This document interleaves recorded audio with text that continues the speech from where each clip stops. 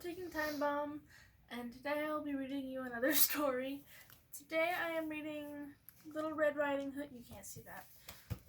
Little Red Ridinghood from the original fairy tales from the Brothers Grimm. I had to look at it because I can't read upside down, or in general. I can't fucking read, as you can tell. Okay. Once upon a time, there was a faggot. No, you've ruined it.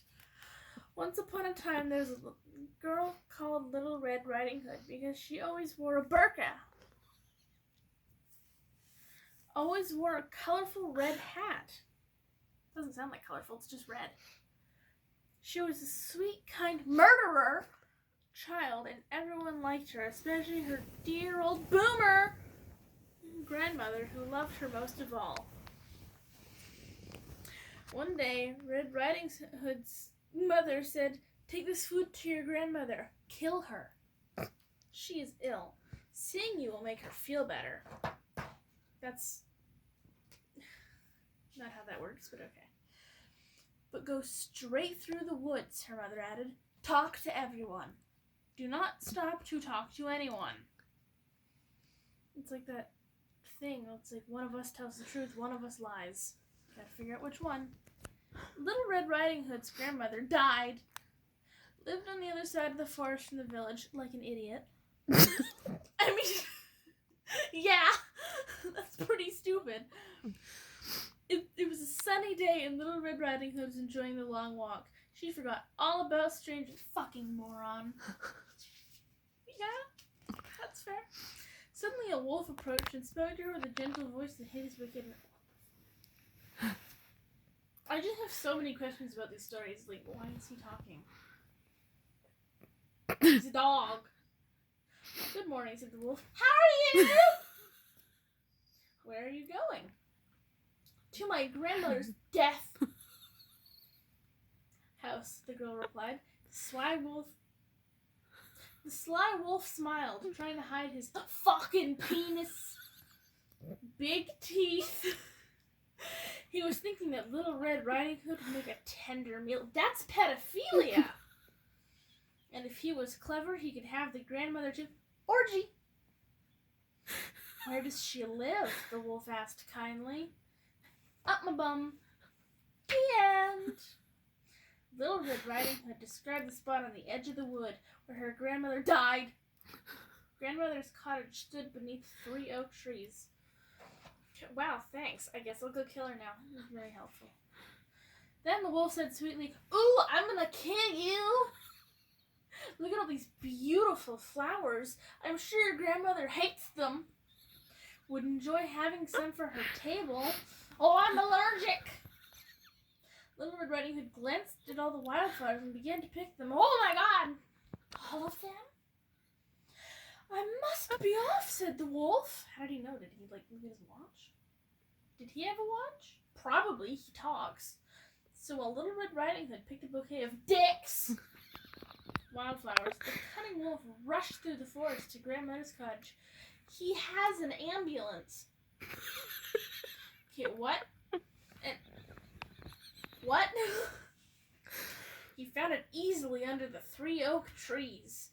Whee! Licking his lips, he knocked on the door. "Who is there?" called the old woman from her bed. "It's me, Grandma!"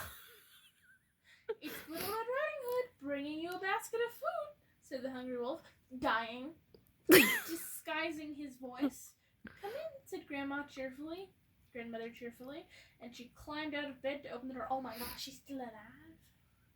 No sooner was the wolf inside than he gobbled up the poor lady. Oh my God. He likes them old. Then he quickly wrapped himself in her shawl, put on her pink nightcap, jumped into her bed and pulled the covers up to his face. "Oh, sneaky boy." I'm trying to read, dude.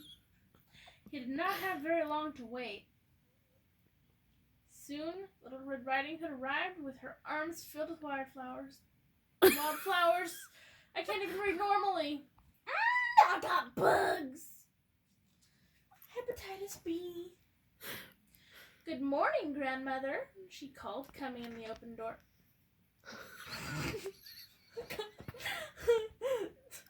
I'm definitely the person you want in charge of reading your children bedtime stories. Little Red Riding Hood was worried when she didn't hear her grandmother reply, "Is she fucking dead?" I mean, yeah, probably. She went up to her bed and peered closely at her grandmother. She thought she looked very strange. "She's covered in pubes." "Come closer and give me a kiss, child." "But grandmother, what big ears you have. That's rude," she exclaimed. "The better to hear you with," said the crafty wolf. "And what big eyes you have," cried the child.